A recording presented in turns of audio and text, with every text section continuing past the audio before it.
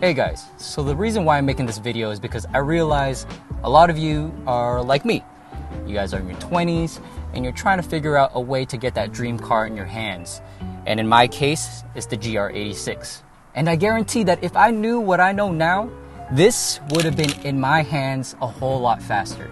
And no, this is not some get-rich-quick scheme, so if you're looking for that, you're in the wrong place. But you may love me or hate me for the tips I'm about to give you. And we'll start off with tip number 1. And tip number 1, you may hate me for saying this, but it's to save money. And I know that sounds super obvious, but here's the best way to go about it. Open up a high-yield savings account. Now you may be asking yourself, Leems, what's a high-yield savings account? A high-yield savings account is a bank account that has a higher percentage rate than your typical banks. Now a lot of companies do have this, something like Ally, American Express, Capital One. So you have a lot to choose from. But instead of getting cents on the dollar for your return for having your money in the bank, like a traditional bank like Bank of America or Chase or Wells Fargo, you have a higher percentage, like upwards to 4 or 5%.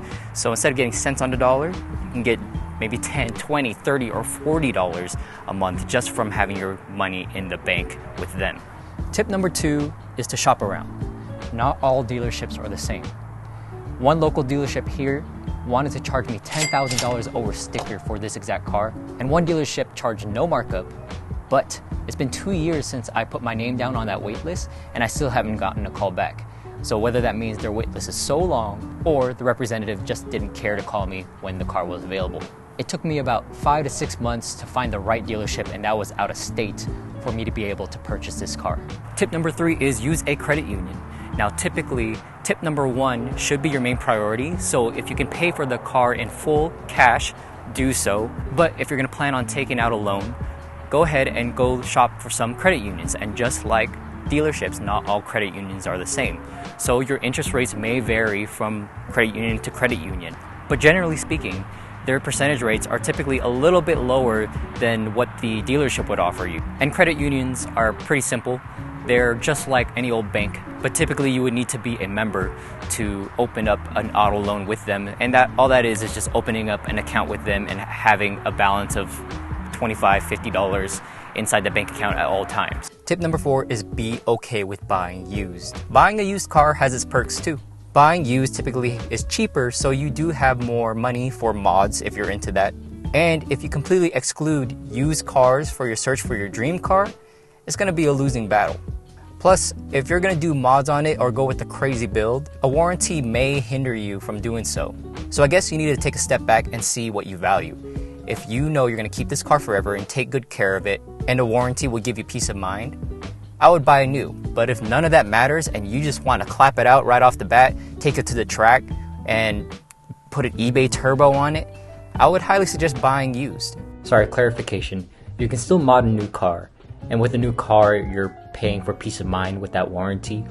But if you want to make it your own with the used car and you know you're just going to redo everything or wide body it, for example, and repaint or vinyl wrap it, then buy used. And tip number 5, the last and final tip for obtaining your dream car, is just to be patient. If you're in school looking at these cars, I would highly suggest you wait until you get your career going and get that big boy or big girl dream job first. It took me about 3 to 4 years to be able to put myself in a financial situation where I can afford this car. And in 3 to 4 years, a lot of things can happen. The GR86 was not even made yet and not even under my radar. And a lot of cool stuff has also come out during those 3 to 4 years. The Nissan Z and the Supra with the manual transmission also came out around this time.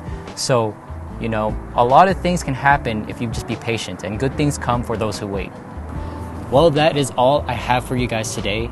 If you guys have any other tips for anybody else that may be looking for their dream car, leave it in the comment below. And please be sure to like and subscribe if you do like the content. I'll be doing this a little more often. So thank you guys for watching again, and have a great rest of your day. Run it back, let it pass through. Eye contacts making statues. Yeah. One glance and she had you. With that heartbreak like a tattoo. Oh, what you want from me, girl? Cause I've been giving for a long time, and I ain't never ever asked you for nothing.